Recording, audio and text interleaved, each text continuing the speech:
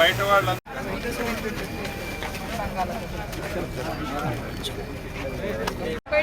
కొంచెం పక్క జరిపి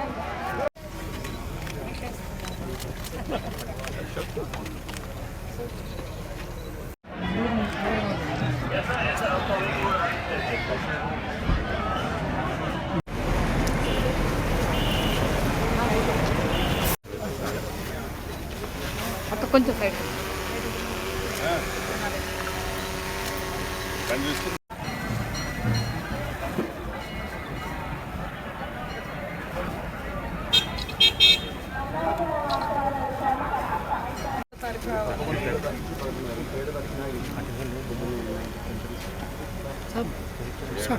రఫీక్ సార్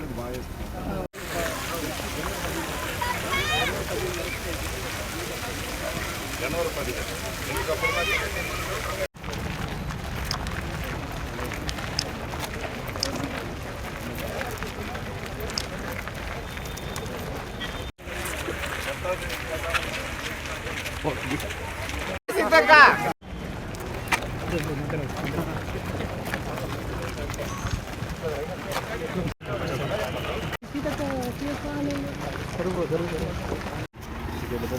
ఎలా 4వ తారీఖు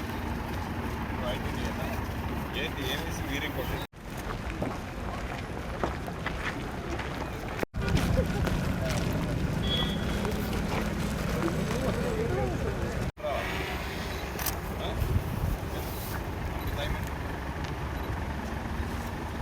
అది నా తప్పు కాదు.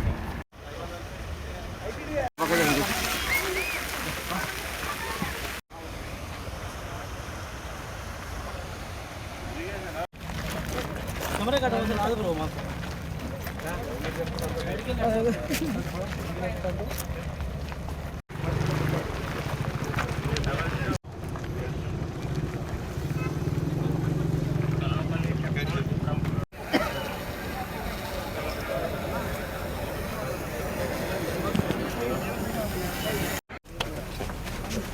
गुड मॉर्निंग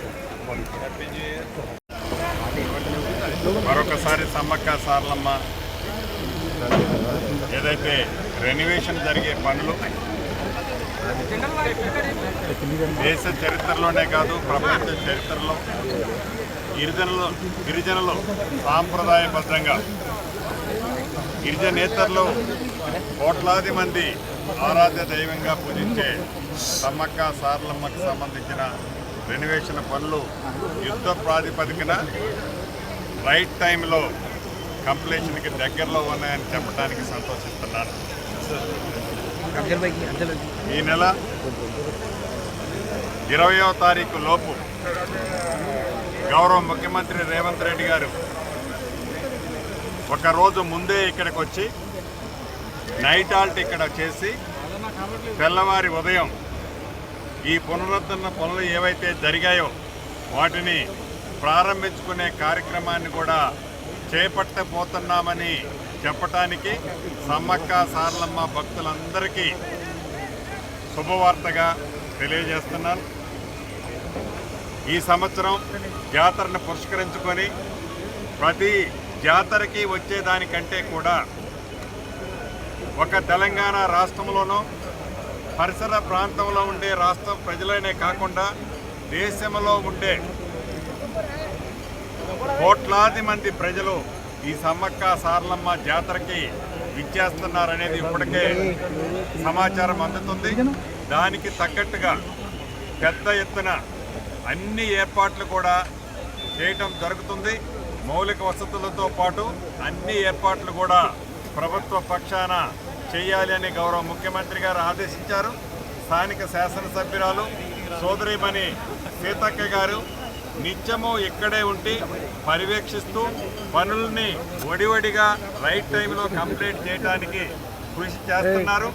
తప్పకుండా ఆ అమ్మవార్ల దయతో ఈ కార్యక్రమం, ఎందుకంటే మేము ఛాలెంజ్గా ఈ ప్రభుత్వం చేపట్టింది, తక్కువ టైంలో రాతితో ఒక 200 సంవత్సరాల వరకు చెక్కు చెదరకుండా ఉండే విధంగా ఈ కార్యక్రమాన్ని చేపట్టింది లగాయత్తు, చేపట్టింది మొదలు.